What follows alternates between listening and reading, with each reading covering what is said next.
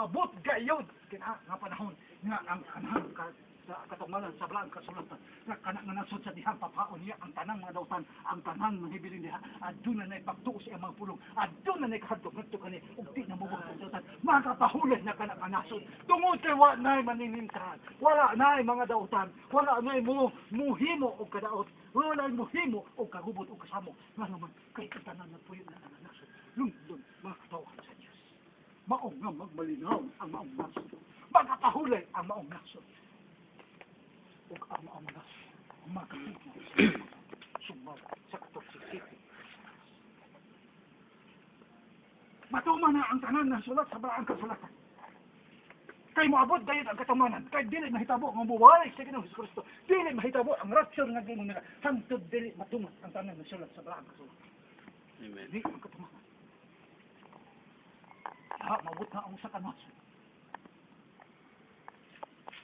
Nga bagapahulay na. Kaya wak na may mga kawatan. Wak na mga batitian. Wak na kagubot. Wak na kagulihan. Bisang pagmahibil. Bisang pagway taong hibili sa imong balay. Apan imong balay. Nalimkan ni mong sira. Pagkaugba na. Pagkasunod ka na. Adlaw mo ulit sa imong balay. Nagpabilin ang mga butang diha sa imong balay. Bisang pag nagpasad ang kwarta diha sa wanan. Apan ang iniingabot nimo. Na ang kwarta nga naman. Kaya wak na dautan sumala sa balang kasulatan. Nga ang maong tibok sita. Nakapahulay na. Kaya wala na yung mga dautan sumala sa 19:20 sa Deuteronomio. Nga iyang gipapha ang tanang dautan. Kaya ang hibilin. Di na mabuhat ang dautan. Kaya doon na niya pagtuwa siyang pulo. Oh, mahanyag ko na.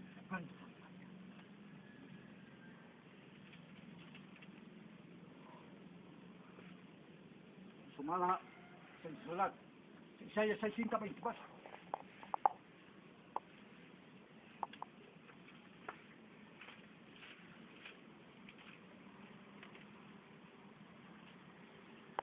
Ang imong adlaw dili na mosalop ni ang imong bulan mo himatayon kay si Jehova mao ang imong kahayag nga walay katapusan ug ang mga adlaw sa imong pagbalata pagatapuson. Basta diha sa Isaiah 20.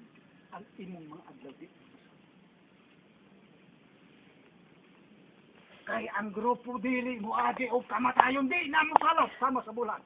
Kay matod sa Ginoo magpabilin kini nga grupo hangtod sa katapusan sa kanunon kini grupo nga itinukod magpabilin kini nga buhi nga musugat sa ang bugtong anak tungod kay dili mosalop sama sa bulan ang maong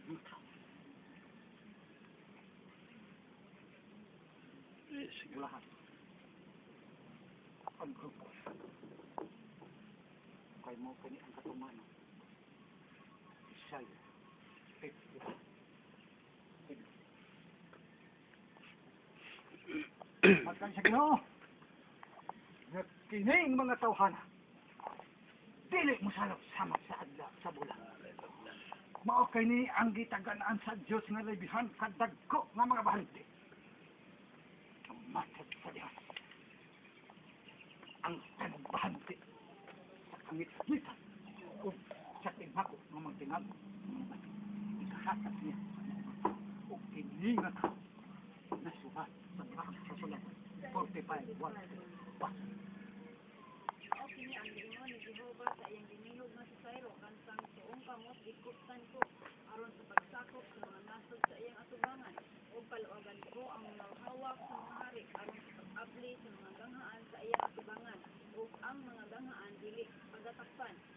Ako magauna kanimo og magahinlo sa mga dapit nga gansan-gansangon. Pagadugmokon ko ang mga ganghaan nga tumbaga ug putlon ko ang mga bara nga putaw. 3. Og igihatag ko kanimo ang bahandi sa kangitngitan ug ang natago nga mga bahandi sa tinago nga mga dapit. Aron ikaw masayod nga mao ako, si Jehova nga nagatawag kanimo pinaagi sa imong ngalan bisan ang Dios sa Israel. Hallelujah.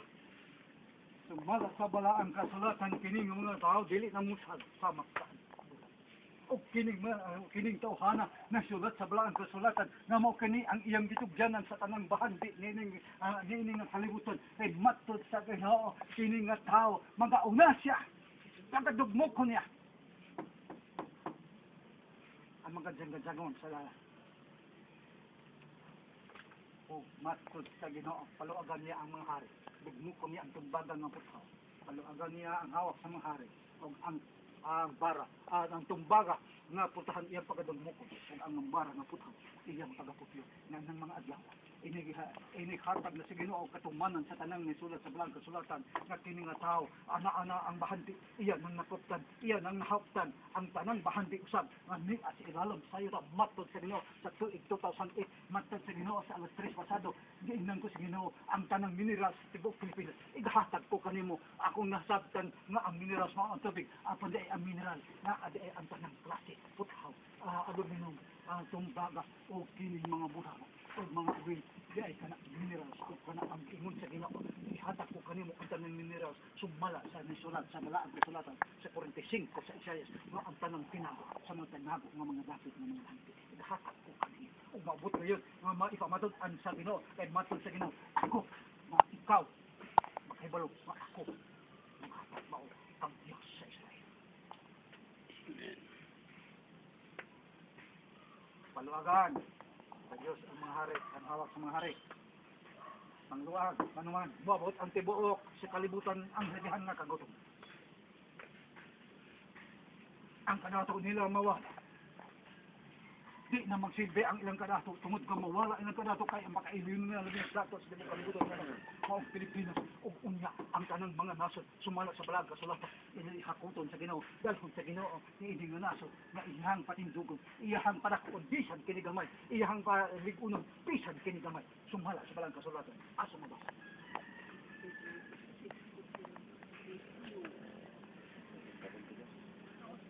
Ang usa nga diutay mahimo nga usa ka libo ug ang usa nga gamay mahimo nga usa ka bisanon nga nasod ako si Jehova magapadali niini sa iyang kanahon. oo sa Isaiah 22 makapadali siya panahon usa ka gamay nga nasod iya nga lig-on usa ka gamay nga nasod iyang padakon matod sa Ginoo didto sa Maron matod sa Ginoo ang tanang mga isda sa kadagatan sa Pilipinas nga hibian kalamian nga kanon ug pambukay akong padaghanon pag-ayo magamanig sa kadagatan sa Pilipinas apan ang balaang kasulatan nagpamatuod usab nga matod sa Ginoo igauli ko kanimo ang kadaghayan sa Pilipinas karon ang mananagat makaluluoy kayo kay daghang mananagat manguli ngawalay ko apan maabot ang panahon mananagat tugob ang ilang sakayan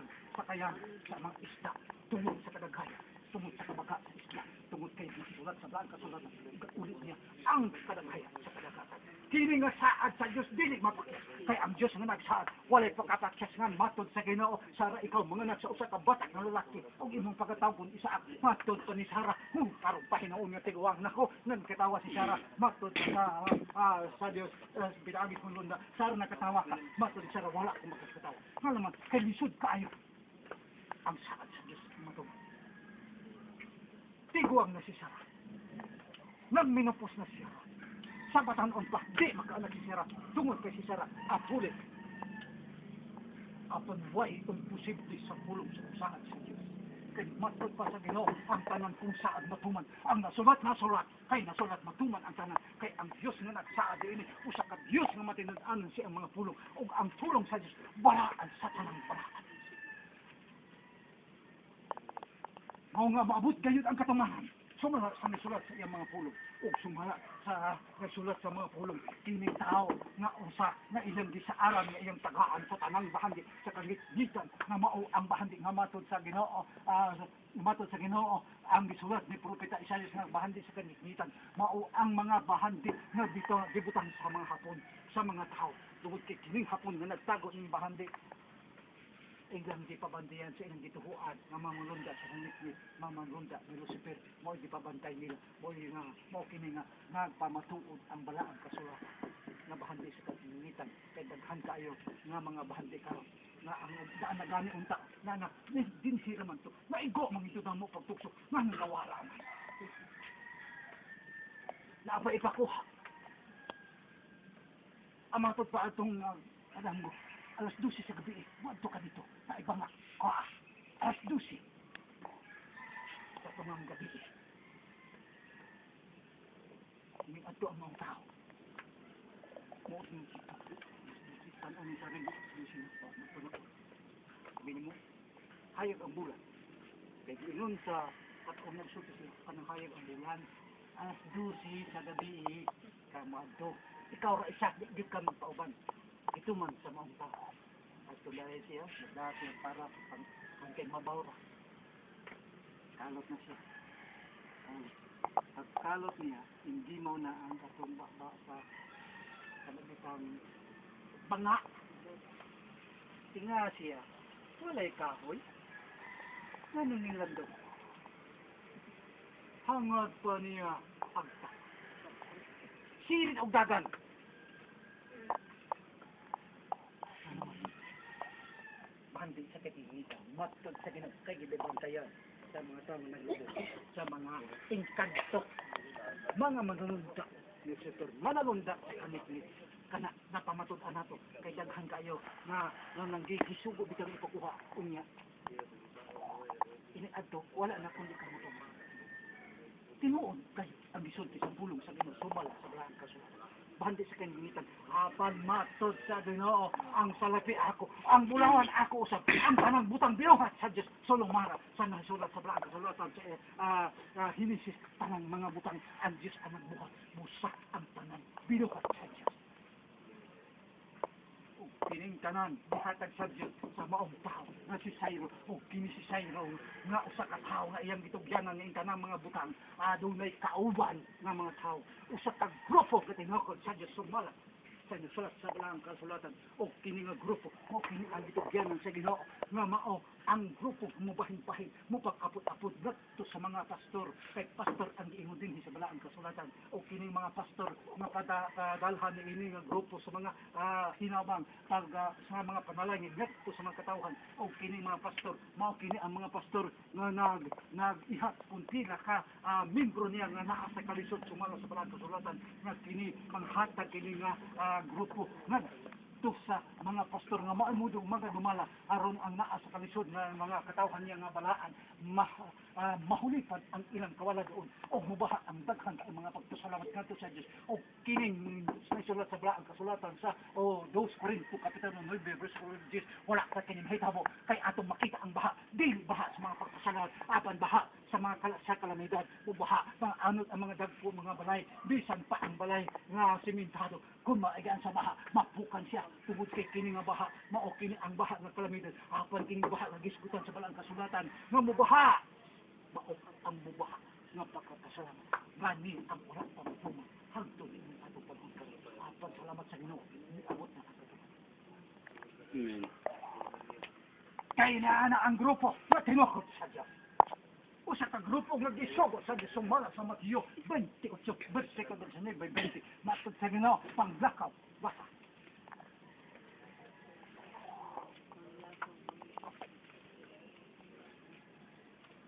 Busa panglabaw kamuhimuan ninyo mga tinunan ang tanang kanasuran sa pagpamautismo kanila sa ngalan samahan ug sa anak ug sa Espiritu Santo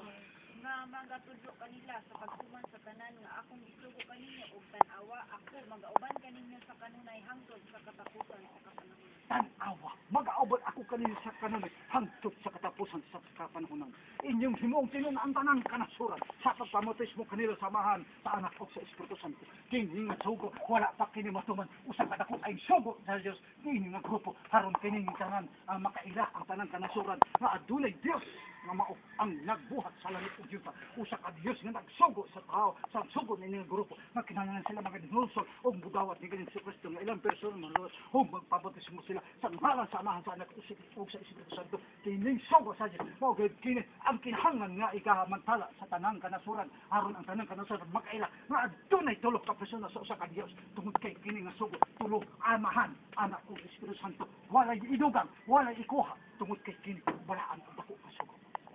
wala ka tinatay tungod kay watay nasod sa tibok kalibutan nga na ay mga katawhan sa mga nagabotismo hiin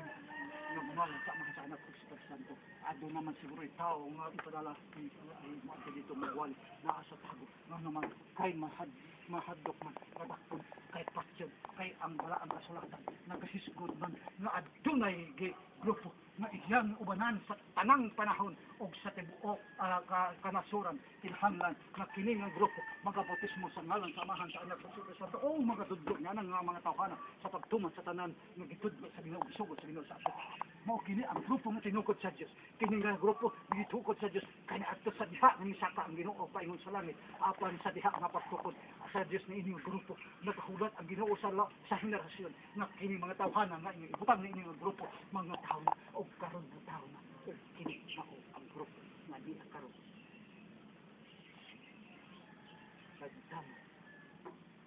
o bisan ko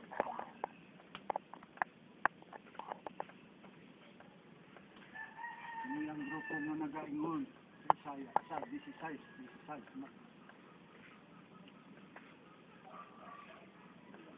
mga wali magalakaw ini nga grupo adunay ilahan adunay mga hanunot ng mga ilahan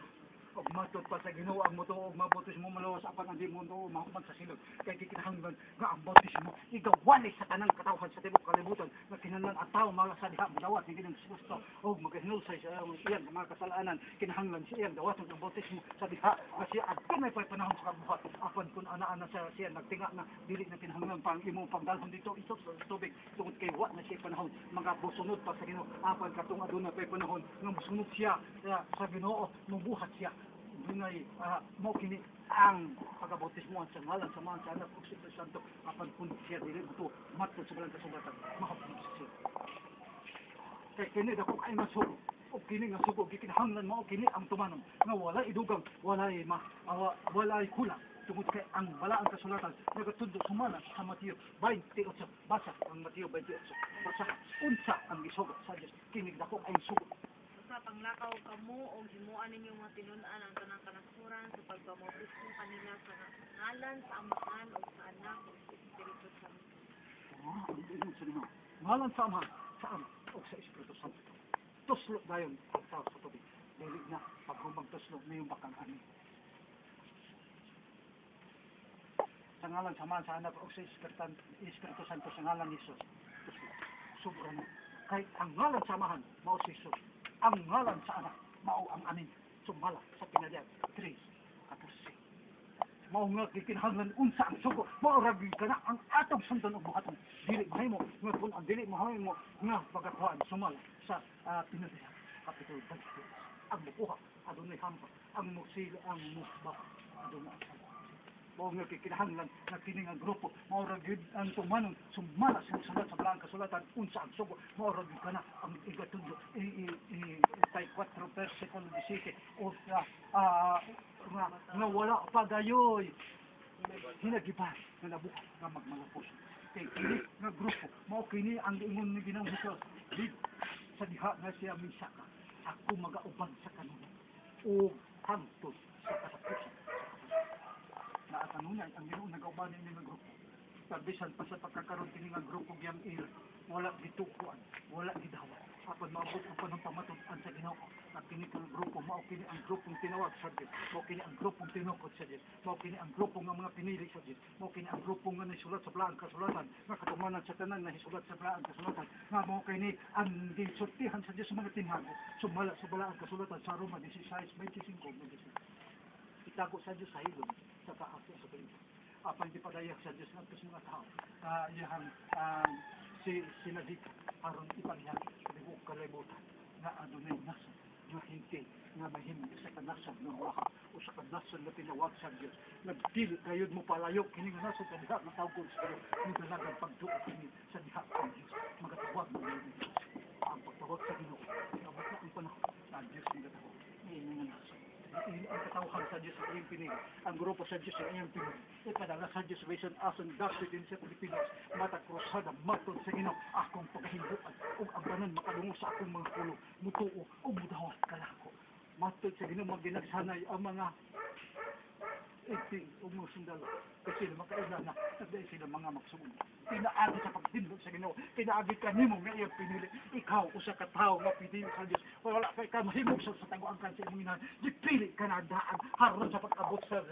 maunga henerasyon nga diin iya nang ipadayag adunay nasod nga pinili niya nga tinawag nga nasod nga mahimong usa ka nasod nga bulahan o walaan nga nasod usa ka nasod nga iyang pagahimluan usa ka nasod nga wala nay bisan usa ka dapan kay ang tanan mutuo na og adunay kahadlok kaniya usa ka nasod magapahulay sa tanan nga balasiya sa tanan kagulian sa tanan kabut sa tanan kalisdatan usa ka nasod nga mahimo nga usa ka bulahan kaayo nga nasod tungod kay siya ang Dios mao ang Dios ini nga nasod ang Dios sa Israel. Abot na ang pagkaman